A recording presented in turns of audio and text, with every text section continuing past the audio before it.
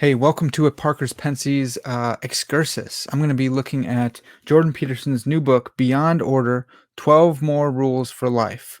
In analysis, I'm going to be taking each of the 12 rules one by one with their own episodes, hopefully short episodes. I don't know how long it's going to be. I hope it's short. To give you guys a summary of what he's saying, and then just a brief little analysis. So as you read the book yourself or consider reading the book, you'll know what he's talking about, and I will be thinking along with you. So without further ado, let's hop right in. This book has been anticipated by yours truly for a long time. He's been talking about it. His first book, 12 Rules for Life, An Antidote to Chaos, came out in 2018, I believe. And it's an antidote to chaos. And in Peterson's conception of the world, of reality, he's a dualist. He believes in order and chaos, and they're fundamental to each other. One is not more fundamental than the other.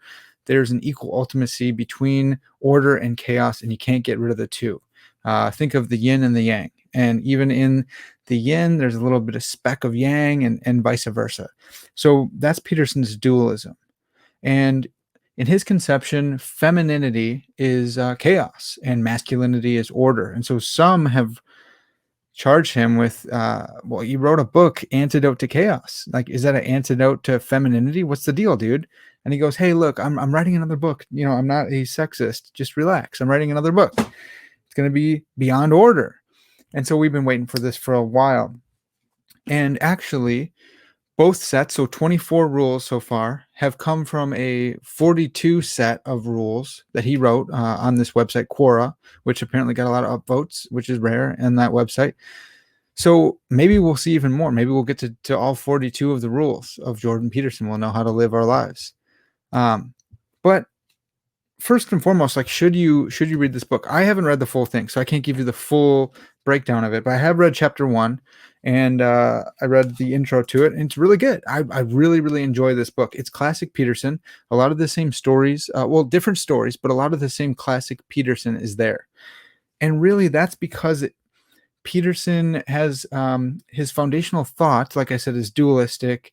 It's neo-Darwinistic. He's a pragmatist, meaning he thinks what's true is what works. And he says that's consistent Darwinian conception there, consistent Darwinian philosophy. But really, it's all in maps of meaning. And so I read this book. Let's see if I can focus there. I read this book for a class here on religion in the modern world, and this is Religion in the Modern World by Peterson. Is the pinnacle of religion in the modern world right now.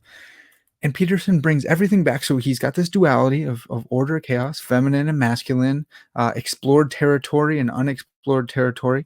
And he wants to put all, he takes that largely from Carl Jung as well, but he wants to take that all and put it in the brain, in the left side of the brain, which is more analytic and rational, and the right side of the brain, which is more creative and free-spirited. And so he wants to really bring that down to our neurobiological makeup, our neurochemistry. And so that's still here. It's still classic Peterson. So without further ado, let's jump in and let me just list the rules for you so you know what's coming. Again, I'm looking to do 12 episodes, one for each rule, hopefully not too long. Rule 1, do not carelessly denigrate social institutions or creative achievement. That's what we're going to be covering today. Rule 2, imagine who you could be and then aim single-mindedly at that. Rule 3, do not hide unwanted things in the fog. Rule 4, notice that opportunity lurks where responsibility has been abdicated. I like that. That's good. Rule 5, do not do what you hate. Seems straightforward. Rule 6, abandon ideology. That one might be self-refuting. Is that an ideology itself, Peterson? If it is, should I abandon that? I don't know. We'll see when we get there. Rule 7, work as hard as you possibly can on at least one thing and see what happens. Cool. 8, try to make one room in your home as beautiful as possible. Some of these are really good. Rule 9, if old memories still upset you, write them down carefully and completely. Painful. Rule 10, plan and work diligently to maintain the romance in your relationship. That's really good advice. Rule 11, do not allow yourself to become resentful, deceitful, or arrogant. Easier said than done. And then rule 12, be grateful in spite of your suffering. Okay. So again, he's got to talk about suffering. That's his thing. He has to do that, and he's just gone through a bunch of suffering himself. I'm not going to go into the whole benzodiazepine thing, or is it akathisia, or any of that stuff. He does cover that in a little like prelude to his book. What does he call it? He calls it overture. I'm not going to get into that. You can watch that on his stuff. I'm trying to keep this short, people.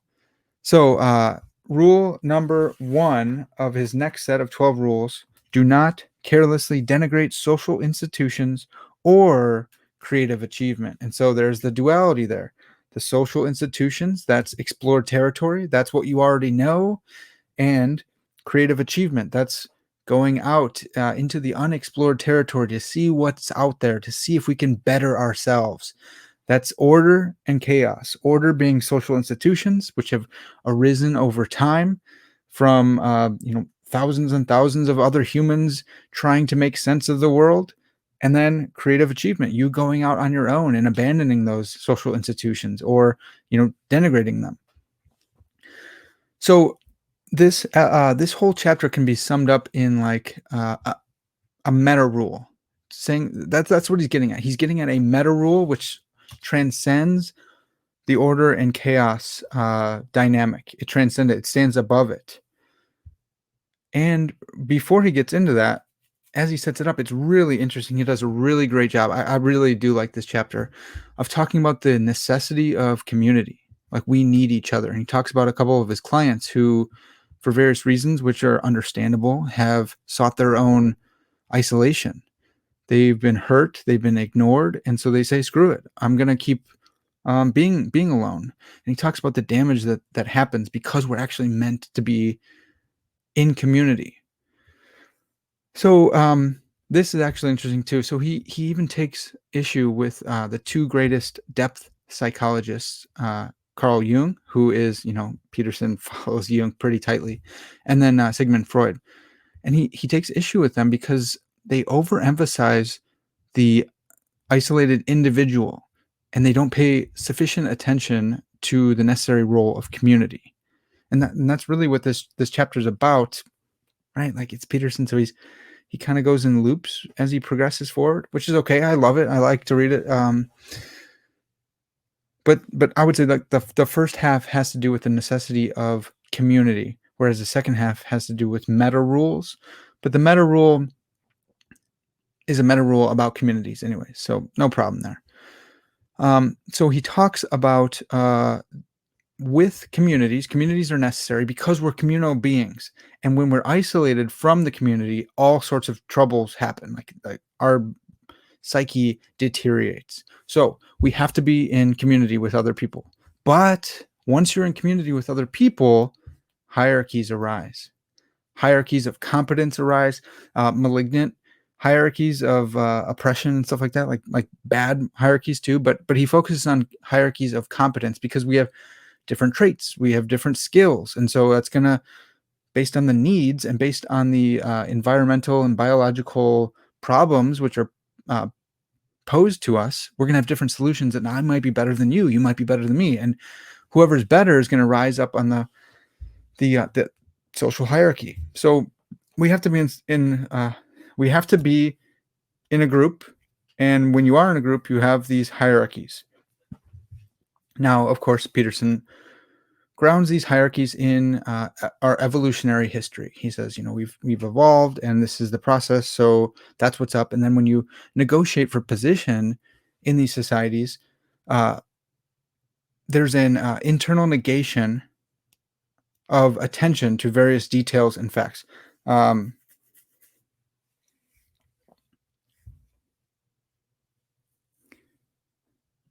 So these hierarchies are the product of evolution on Peterson's view, and it's all about negotiating your position in society.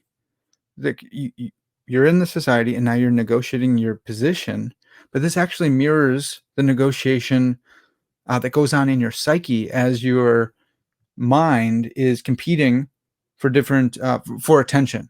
Your all these facts are presented to you, the phenomena of your experience, and they're presented. They're all yelling out, "Pay attention to me," and you have to navigate what are you going to pay attention to. And so Peterson is saying there's an internal hierarchy in your mind when it comes to fact sifting, and that mirrors what happens in society. And again, like I said, he's trying to bring everything back down, like in Maps of Meaning, to our neurochemistry, back down to the psyche, which makes sense. Plato does that in the Republic. He does it with the psyche and the properly ordered society, the polis, right? Like that's not out of left field.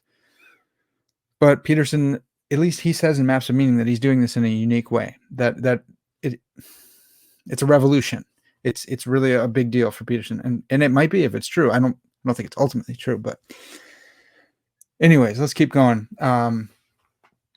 He goes on from there to talk about play and socialization, and so we have to be in these societies. There are hierarchies. So how are you going to navigate those hierarchies? How are you going to negotiate your position? Well, by being socialized. And you're socialized, again, he pulls from Jean Piaget, who is great. I love Jean Piaget, and I love that Peterson quotes from him, and that's classic Peterson to do that and talk about childhood development. So yeah, he goes back to play and socialization, and you learn this kind of meta ethic, this meta rule, which is beyond just winning and losing a single game. So when kids are playing, they're playing all these games. A lot of times they're gibberish, but they're making them up as they go. And what Peterson says, which is familiar to all you Peterson fans out there, is you're not competing in the one game. You're competing across the set of all games. And to win that is to be invited to more games. If you play well, he quotes what parents always tell their kids: it's not about winning or losing, it's about how you play the game. And it's kind of this cliche trope, but Peterson says there's truth there. There's truth there because if you play the game well, you'll be invited to play more. And if you play more, you'll get better at the game anyways. And you'll have more friends, and you'll be sociable, and you'll be invited to things, and people will like you, and you'll be able to navigate properly on the social hierarchy. So because societies are necessary for our psyche and our own good, and because we're forced into hierarchical situations, you had better learn how to play. You had better learn how to socialize if you're going to be in this situation. You cannot avoid it, so you better learn it. I think that's right. I think he's right on the nail there. And then, okay, so here's maybe his best point. He talks about the utility of the fool. And this is something that I've learned from him. He's put words to something that I've found to be true, and a lot of people have found to be true. If you want to be good at something, you have to first become a fool. And this is a biblical concept as well.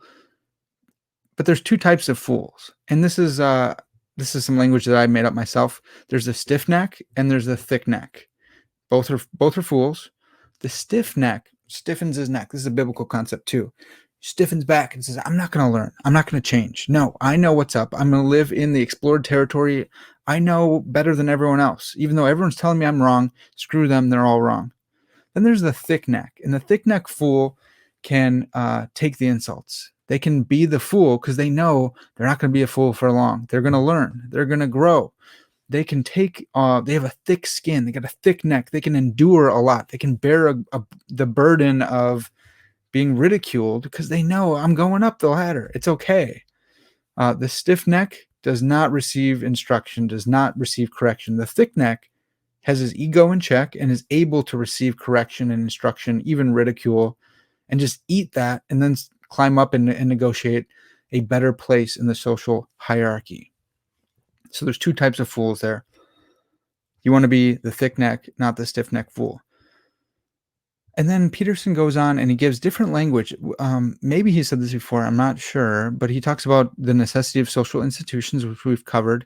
But he talks about two different types of people, and this is the left brain, right brain, order, chaos, masculine, feminine. The masculine order side, he's calling conservatism. He's saying these are the people who conserve the past. And he's talked about this in politics before. He's talked about this in personality types. So there's those who want to conserve things, conserve the past, because, hey, G.K. Chesterton says, don't move a fence unless you know why it's there. right? So that's like the essence of conservatism. Conserve because our ancestors weren't all dummies. Then there's the creative transformation. This is left brain. This is the feminine.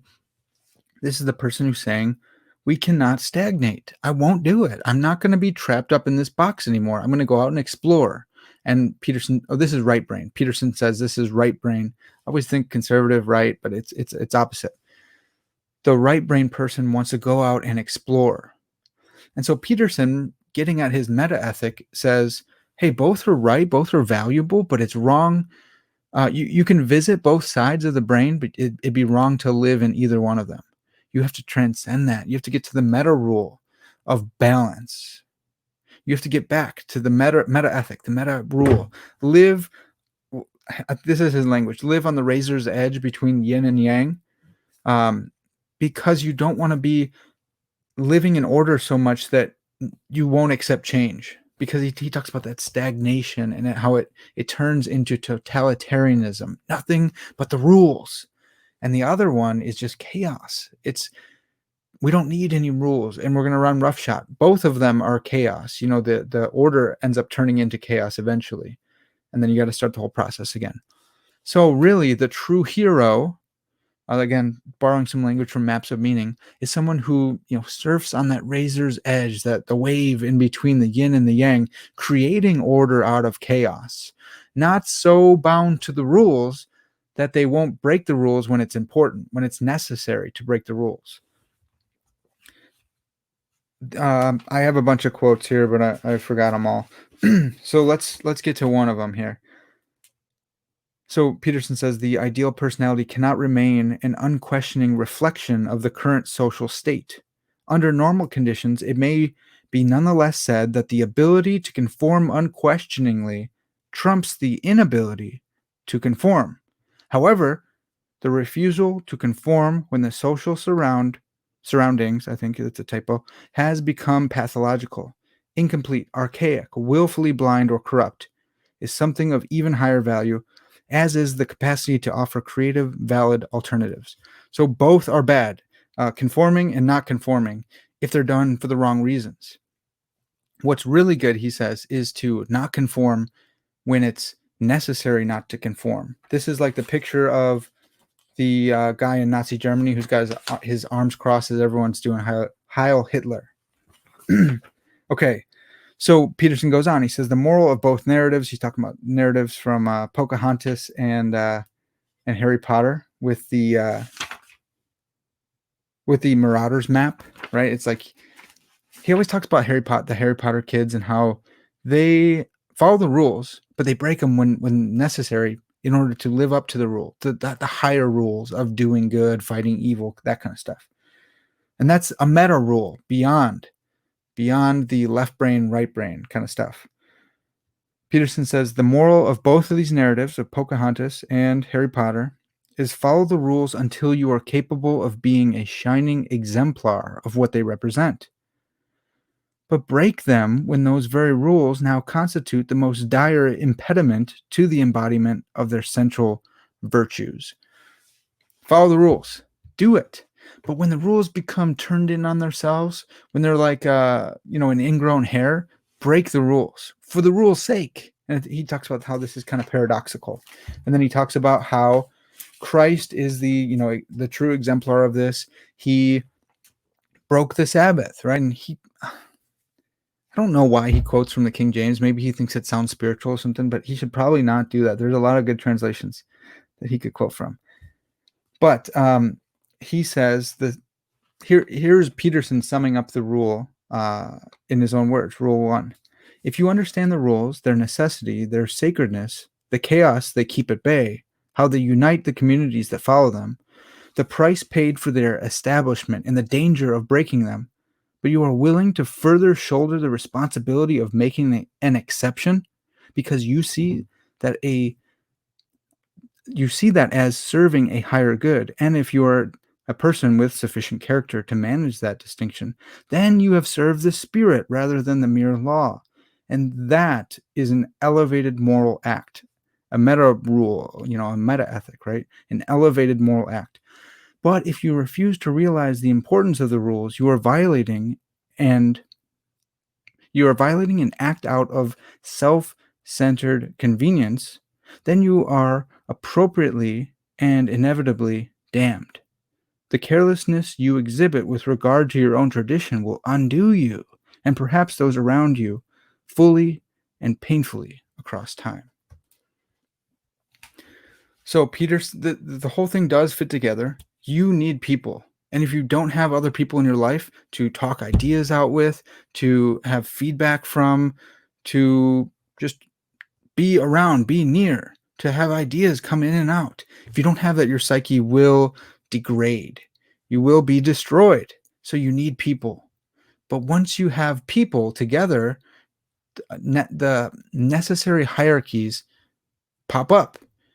How are you going to navigate those hierarchies? You're going to do it by trying to grab power and force people into your will. You're going to do it by being socialized and learning how to interact and provide good solutions to their real problems, and be a sociable, likable person. Are you going to get attention in good ways or in bad ways? So how are you going to navigate this? Okay, well, you have to play well with others. You have to operate not by winning the singular games, but by winning the set of all games, which is people liking you and wanting you to play with them more. In order to do that, you have to be a fool. You have to be humble enough to say, I am foolish. I don't know what I'm talking about. I need to receive help from others. Then he says, once you do learn these rules, once you are socialized, don't be so rigid that you hold to the rules when they start crumbling, when they start degrading themselves. Be valiant enough to break the rules when necessary. Following, again, that meta ethic of I'm not living in chaos or order. I'm transcending them both by living on the razor's edge and creating order out of chaos. And that's very Petersonian. So that is a basic breakdown, overview, whatever, of rule number 1. Do not carelessly denigrate social institutions or creative achievement. Don't do it. Okay, cool. So what do we think about this? I think it's really good. I think this chapter was very, very good. I think that his analysis of Christ, his statement, I think in Luke 6 about being Lord of the Sabbath is wrong. I don't think Christ broke the Sabbath. If he did, he transcended it, but Christ didn't break the Sabbath. Whatever. That's nitpicking here. He talks about bottom-up analysis, bottom-up social institutions and hierarchies. He talks about the meta-ethic changing based on the situations that arise. That's kind of like, I don't know, a situational ethic that I don't totally agree with. I would want to say it's top-down. I would want to say that humans are made for society, for other people, not by an evolutionary process, just a blind Darwinistic evolutionary process, but we've been made by God for a relationship with Him and with others. And we see that in the greatest commandment: love God and love your neighbor as yourself. So I agree with a lot of what Peterson says here. I think his foundations are shaky. I don't think they're grounded on the truth. This is my worldview. I'm a Christian, so I think that that's the truth. But I think the more practical and pragmatic that Peterson gets, as he gets kind of more away from his foundation, the better he sounds, man. He has a lot of really good experience with people through his clinical experience. Like, it's great. I really like it. And this chapter, the emphasis he put on the society and people being together, the constant communication that we need, his emphasis there, even breaking from Jung and Freud, I thought that was really, really helpful. I think that's a really great point. I think it's really helpful also to point out that, hey, conservatism can turn into totalitarianism, and just raw, just creative, I'm going to throw off all bounds, can equally lead to chaos. And so we do need to live on that razor's edge, even if we don't want to say that there's a cosmic dualism, and we don't want to like get yin and yang stamped on our forehead or anything like that. So I liked this chapter a lot. I like the first rule. I think it's good.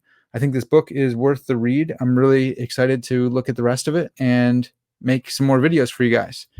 So give me a comment. Let me know what you guys think. If you've read the book, if you read chapter 1, comment below. I want to hear from you guys. Stay tuned for the rest of these as they come out. The 11 more, hopefully, Lord willing, will come out.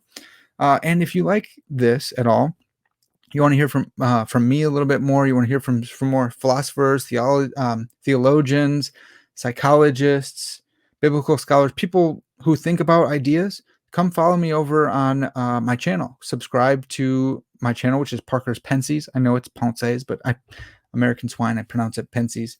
Come follow me, check me out, find me on all the social media stuff. Let me know what you think. I want to hear from you. Peace.